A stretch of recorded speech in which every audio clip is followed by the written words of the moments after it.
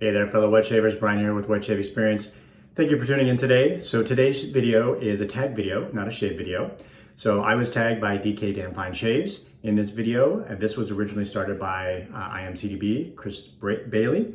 And this is, Chris's original video was the Magnificent 11. And so it's however many razors you have. So basically Chris came up with 11 categories for razors. And he called it the Magnificent 11, like I said, and he said, well, however many razors you have, just fit them into these categories. So the rules are pretty simple. Double-edged safety razors only. It has to fit in these categories, no honorable mentions. With that, I'm gonna tag some people, so I'm gonna get those done up front. I'm gonna tag Jeremy, the traveling shaver. I'm gonna tag Justin, the Red Island shaver, and I'm gonna tag Garrett, the shaving disciple. So those are my 3 tags. I don't know if you've been tagged yet. I haven't seen that you've been tagged yet, so hopefully you haven't, but if you have, then you've been tagged twice or multiple times. And if you don't have a YouTube channel and like to play along, hey, leave a message in the comments. Love to hear what your razors are that fit some of these categories. So the categories, I don't have 11, but the categories were style, budget-friendly, underappreciated, premium, sentimental, versatile, classic, daily driver, autopilot, aggressive, and cannot be ignored. So I just took what I had and tried to fit them where I thought they would fit best. So I don't have something for every category. But my first category is style. And for me, I'm gonna go with my carve. I have both the regular handle that it currently comes with. I also picked up the Gladius handle at one point. Has some really cool open comb razors or base plates that come with it. But overall, I love the brass. It's getting a very nice patina on it for me, and I like the look of this handle as well as the Gladius handle. So for me, style-wise, although this could have fit in many categories that are in there, but of the razors I have, I think this is the best in terms of style for me and for what I like. So very attractive razor, very well-made razor, a high-quality razor, and I really enjoy my carve. So I thought it fit best in this style, even though, again, many of these razors could have fit in multiple categories, and maybe for you, they would fit somewhere else. Budget friendly, I chose the Game Changer. This is the 0.68. This is the most mild blade gap. And to me, this fits budget for 2 reasons. One is price, although it's not the cheapest razor, but it is like under $60. I think it might even be $55. It's a relatively newer razor for me in my den, but it's all stainless steel. It's made in Canada, very high quality. So you get a very well-made razor with high quality material for a very good price. So to me, this fit budget, even though it may not be the most cheapest. Budget can mean a lot of things. It can mean price, it can mean value. So for me, the price for the value that you're getting from a budget standpoint for a razor that you could have for many, many years or even a lifetime, all solid stainless steel, this fits that category for me. Underappreciated, of the razors I have, the one that I thought maybe fit best and the most is underappreciated is the PAA double open comb Ascension adjustable razor.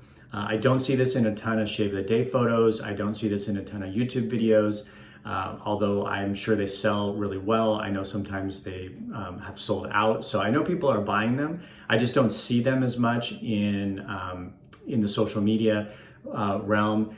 It's a really great razor. It's solid stainless steel. It's adjustable, so it could be versatile for those of you that like the adjustable. There's no clicks. You just basically turn the handle, and that releases the tension on the top cap and base plate, and then that makes it adjustable. So to me, this is fit in the underappreciated category. I really enjoy this razor. It's very nice. As far as the next category goes, I'm just looking at my list here, premium. And for me, this is probably the most premium razor that I have in terms of if you're talking about price.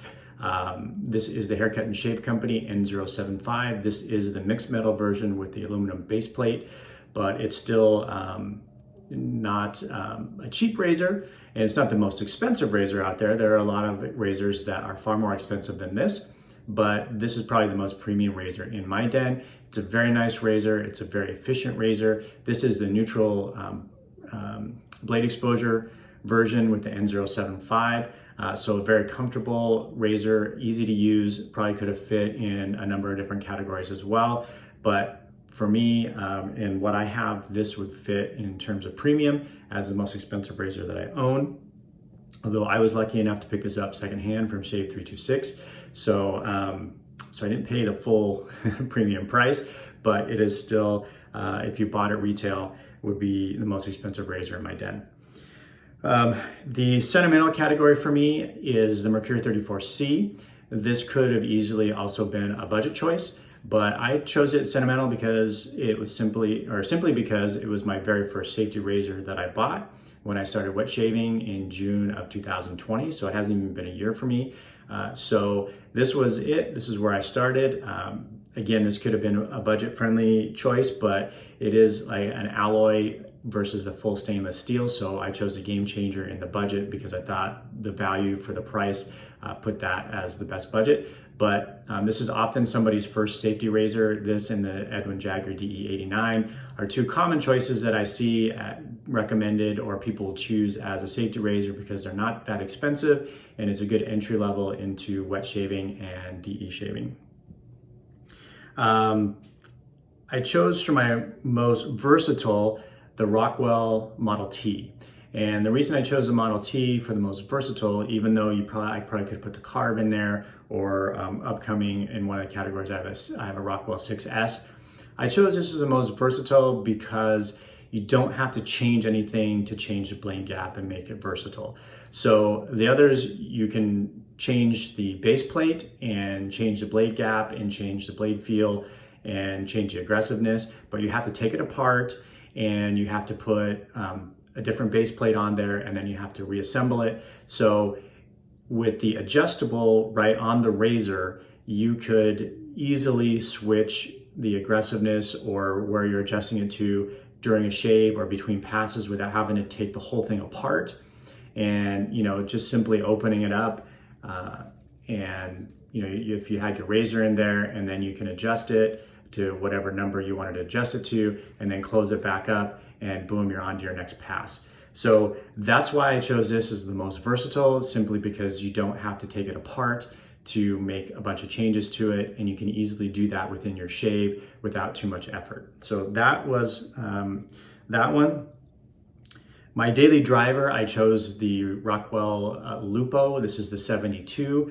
To me, it's a little bit more efficient than the Game Changer, and I like that.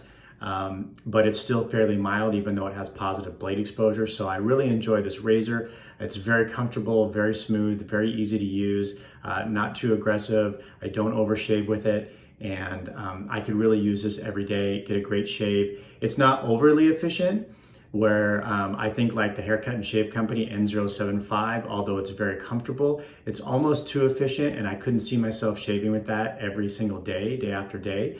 But this one I can. I really enjoy this razor. Again, this one's slightly more expensive than the Game Changer. I think it's around $70.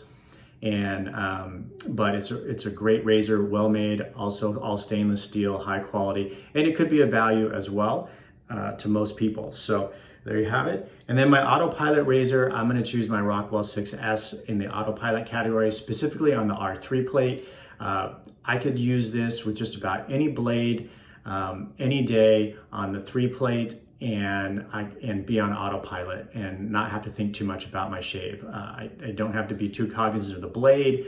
It's a very forgiving razor. I don't have to be too aware of the angle, and it's just not going to bite me. And I can almost probably shave with this blindfolded. So this could have also gone in a number of different categories, but for me, this goes into the autopilot category.